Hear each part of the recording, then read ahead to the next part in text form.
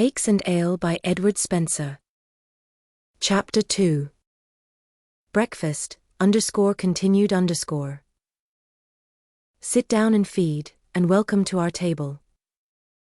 Country house life, an Englishwoman at her best, guests.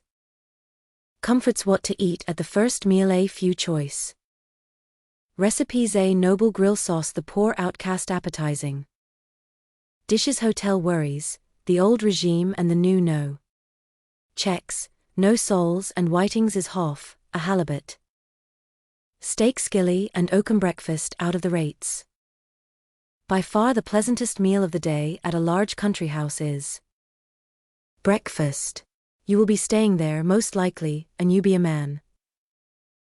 For hunting or shooting, it being one of the eccentric dispensations of the great goddess fashion that country houses should be guestless and often ownerless during that season of the year when nature looks at her loveliest.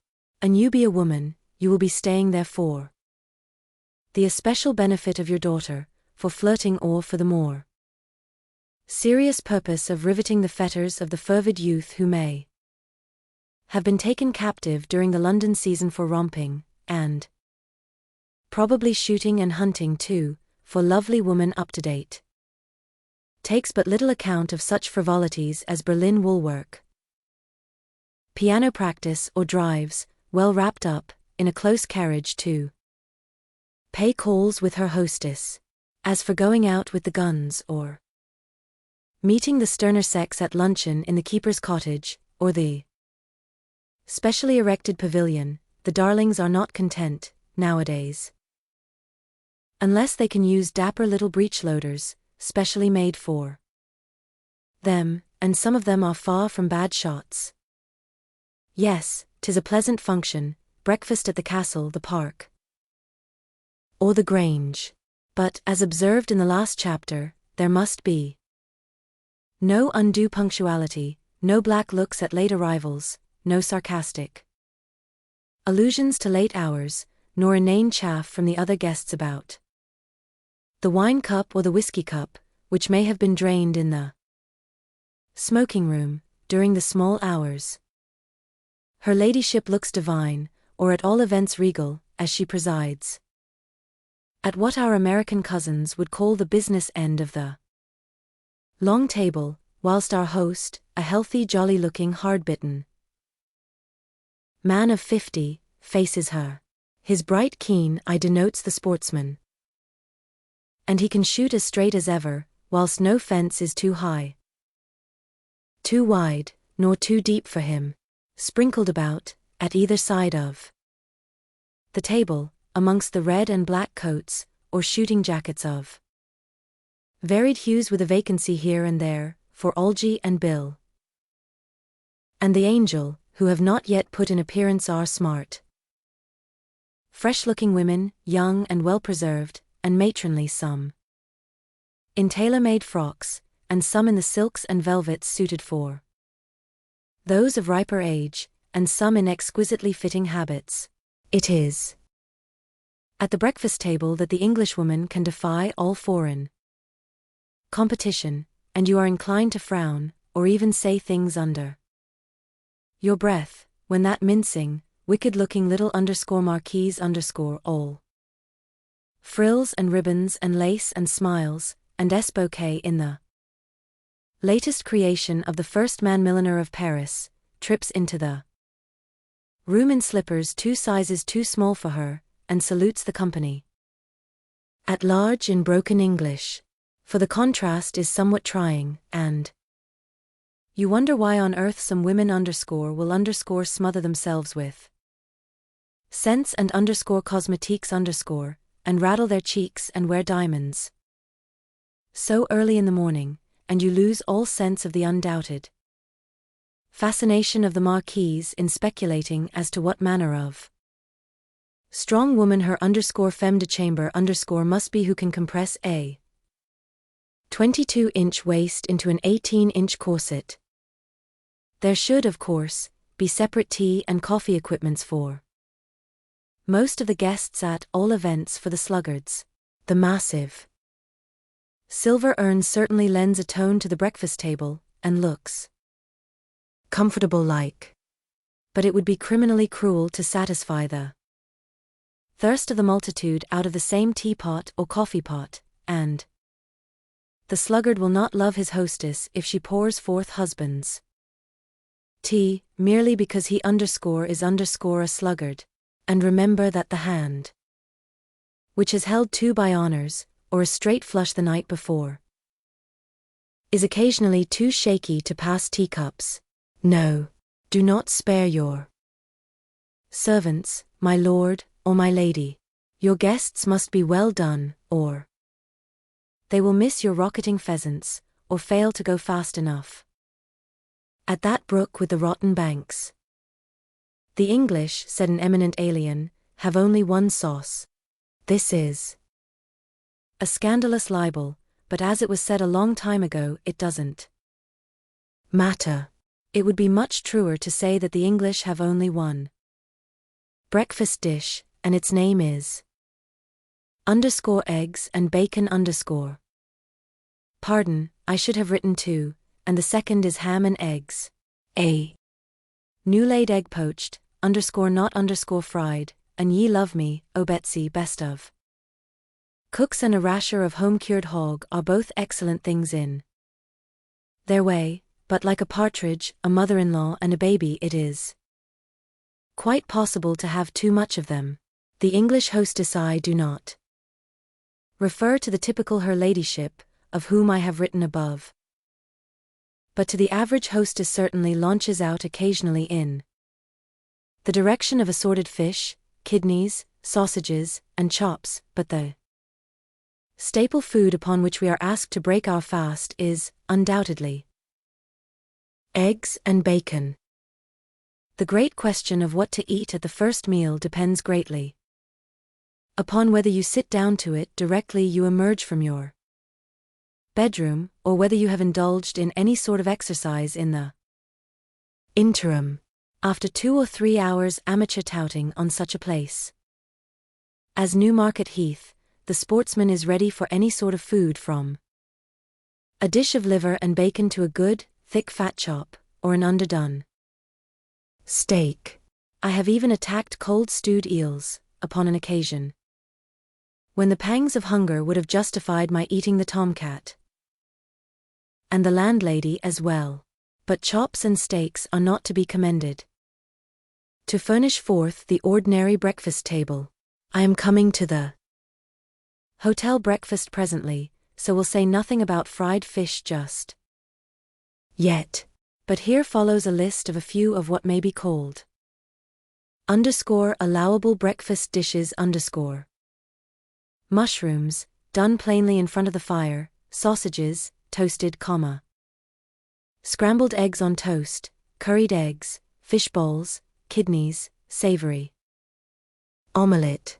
Porridge may be useful for growing boys and briefless barristers, but this chapter is not written solely in their interests. Above all, do not forget the grill, or broil.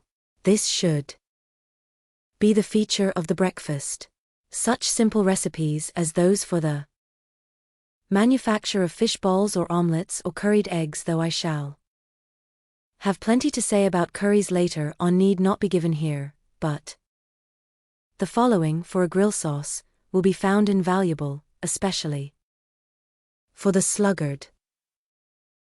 Gubbins sauce _ the legs and wings of fowl, turkey, pheasant, partridge, or more hen should only be used.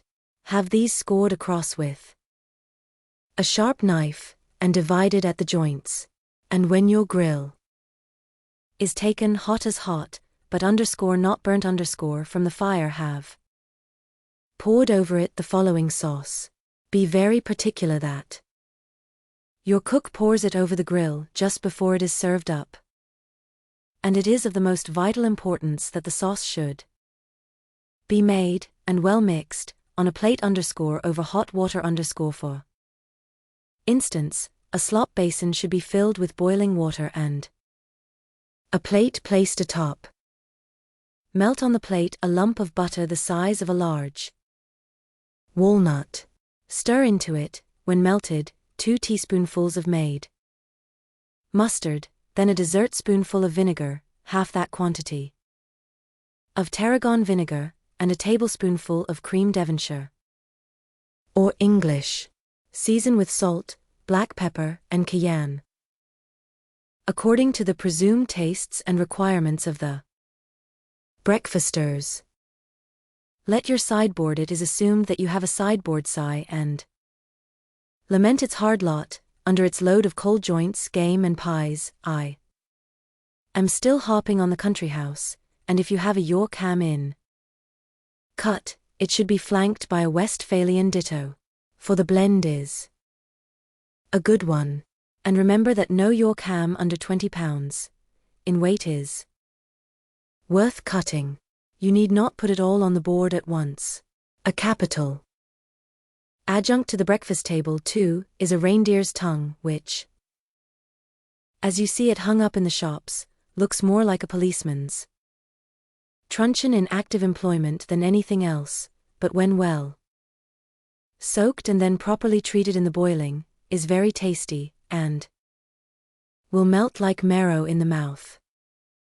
A simple, excellent August breakfast can be made from a dish of freshly caught trout, the legs and back of a cold grouse, which has been roasted, not baked, and a large peach. But what of the wretched bachelor, as he enters his one sitting room in his humble lodging? He may have heard the chimes at midnight, in some gay and festive quarter, or like some other wretched bachelors, he may have been engaged in the composition of romances for some exacting editor, until the smallish hours. Poor outcast! What sort of appetite will he have for the rusty rasher, or the shop egg, the smoked haddock, or the Billingsgate pheasant, which his landlady will presently send up, together with her little account, for his refection? Well, here is a much more tasty dish than any of the above. And if he be square with Mrs. Bangham, that lady will possibly not object to her gal cooking the different ingredients before she starts at the washtub. But let not the wretched bachelor suffer the gal to mix them. I first met this dish in Calcutta during the 2 months of alleged cold weather which prevail during the year. Calcutta jumble. A few fried fillets of white fish, sole or place sole, for choice, placed on the top of some boiled rice, in a soup plate. Pour over them the yolks of 2 boiled eggs, and mix in 1 green chili, chopped fine. Salt to taste. Another way. Mix with the rice the following ingredients: the yolks of 2 raw eggs, 1 tablespoonful anchovy sauce, 1 small teaspoonful curry powder, raw, a sprinkling of cayenne, a little salt, and 1 green chili chopped fine. Each ingredient to be added separately, and the eggs and curry powder to be stirred into the rice with a fork. Fillets of sole to be served atop. How many cooks in this England of ours can cook rice properly? Without pausing for a reply, I append the recipe, which should be pasted on the wall of every kitchen. The many cookery books which I have read give elaborate directions for the performance of what is a very simple duty. Here it is, in a few lines. To cook rice for curry, etc. Soak a sufficiency of rice in cold water for 2 hours. Strain through a sieve, and pop the rice into boiling water.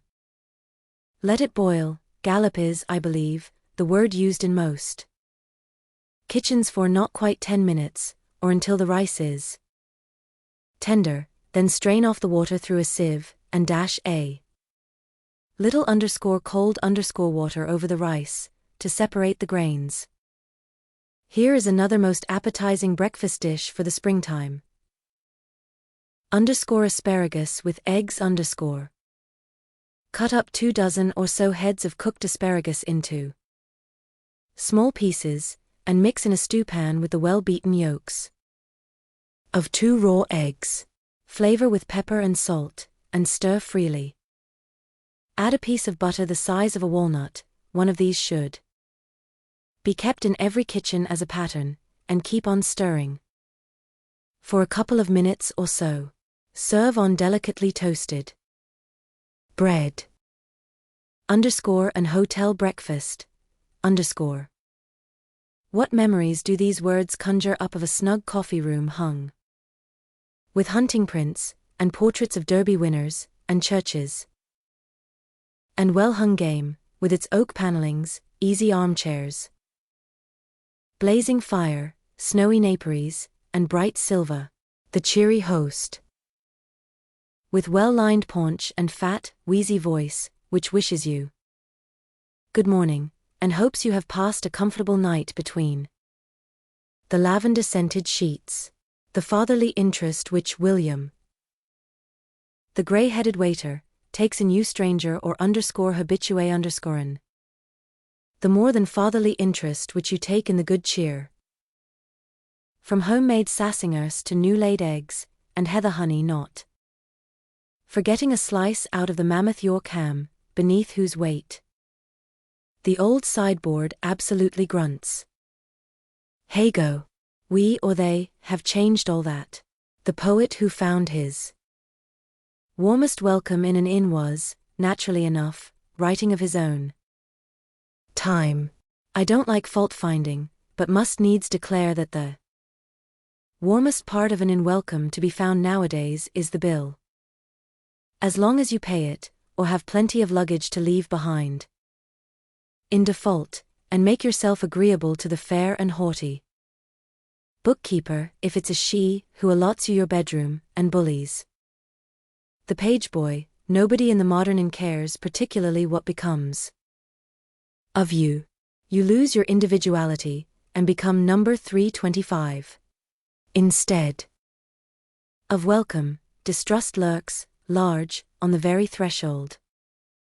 Underscore no checks accepted underscore is frequently the first announcement to catch the eye of the incoming guest, and although you cannot help admiring the marble pillars, the oak carving, the gilding, the mirrors, and the electric light, an uncomfortable feeling comes over you at mealtimes, to the effect that the cost of the decorations, or much of it, is taken out of the food.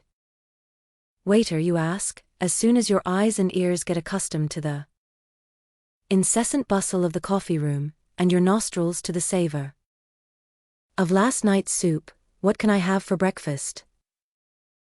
What would you like, sir? I should like a grilled sole, to begin with.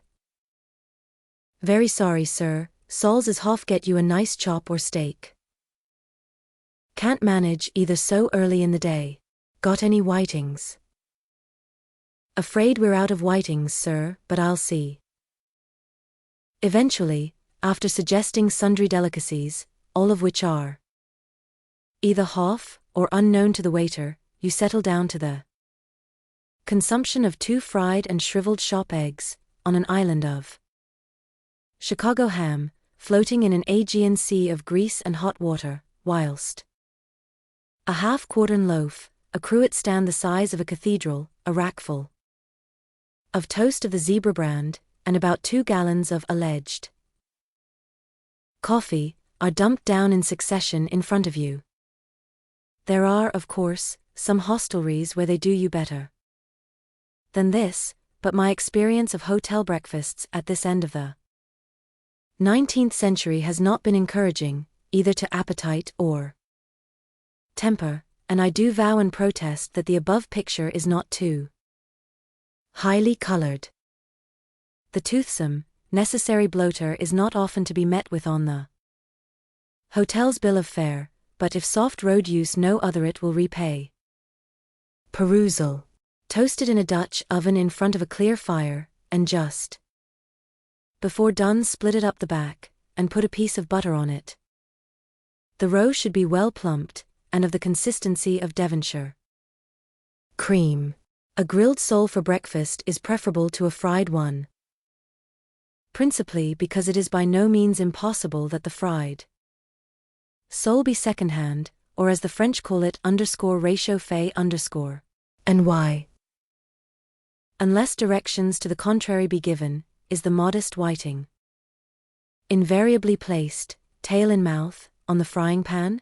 A grilled whiting assassinate your cook if she or he scorches it is one of the noblest works of the kitchen, and its exterior should be of a golden brown color. Do not forget to order sausages for breakfast if you are staying at Newmarket. There is less bread in them than in the Metropolitan brand. And when in Lincoln attempt a _halibut steak _, of which you may not have previously heard. The halibut should, previous to grilling or frying in salad oil be placed on a shallow dish and sprinkled with salt. Then the dish should be half filled with water, which must not cover the salt. Leave the fish to soak for an hour, then cut into slices, nearly an inch thick, without removing the skin. Sprinkle some lemon juice and cayenne over the steaks before serving. If you wish to preserve an even mind, and be at peace with the world, a visit to the Hotel Parish is not to be recommended. The Irish stew at dinner is not bad in its way, though coarse, and too liberally endowed with fat. But the breakfasts, boiled oatmeal and water, with salt in the mess and a chunk of stale brown bread to eat therewith, do not constitute an altogether satisfactory meal, the first thing in the morning, and it is hardly calculated to inspire him with much pride in his work when the guest is placed subsequently before his task of unbroken flints or tarred rope.